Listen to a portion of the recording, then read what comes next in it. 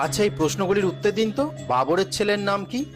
একদম ঠিক বলেছেন, হুমায়ুন। আচ্ছা, হুমায়ুনের ছেলের নাম কি? একদম ঠিক বলেছেন, আকবর। আরে, আকবরের ছেলের নাম কি? জাহাঙ্গীর। একদম সঠিক উত্তর। জাহাঙ্গীরের ছেলের নাম শাহজাহান। বাহ বাহ বাহ। শাহজাহানের ছেলের নাম ঔরঙ্গজেব। একদম সঠিক উত্তর। আচ্ছা, এবার বলুন তো, পৃথ্বীরাজ চৌহানের বাবার নাম কি?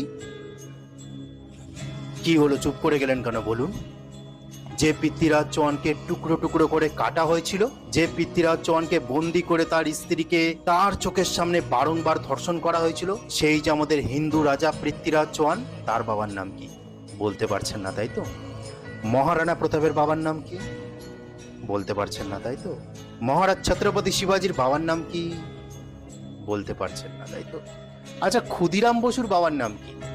তাও বলতে পারছেন না। ভগৎ সিং এর বাবার নাম কি? যা, ভুলে গেছি রে। কিন্তু বাবার হইল আবার জ্বর, সারিল ঔষধে, এইগুলো ঠিক আমাদের মনে আছে, তাই তো? যে ছত্রপতি শিবাজি মোগলদের বিরুদ্ধে যুদ্ধ করেছিল, তার পিতার নাম আমরা জানি না।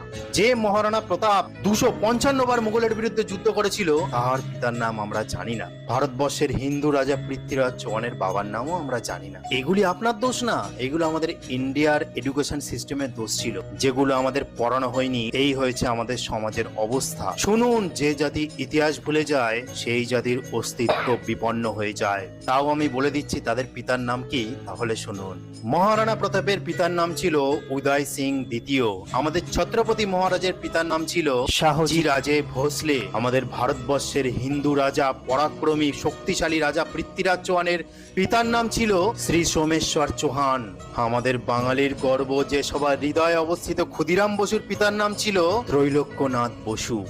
ভগৎ সিং এর পিতার নাম ছিল সর্দার কিষাণ সিংহ সন্ধু। কখনো আপনাদের প্রশ্ন আসেনি মনে, যে এগুলো আমরা কেন জানতে পারলাম না, বা আমাদের জানানো হয়নি কেন? এখনো সময় আছে, আপনারা নিজেদের ইতিহাস সম্পর্কে জানুন। তো আজকে বলার ছিল।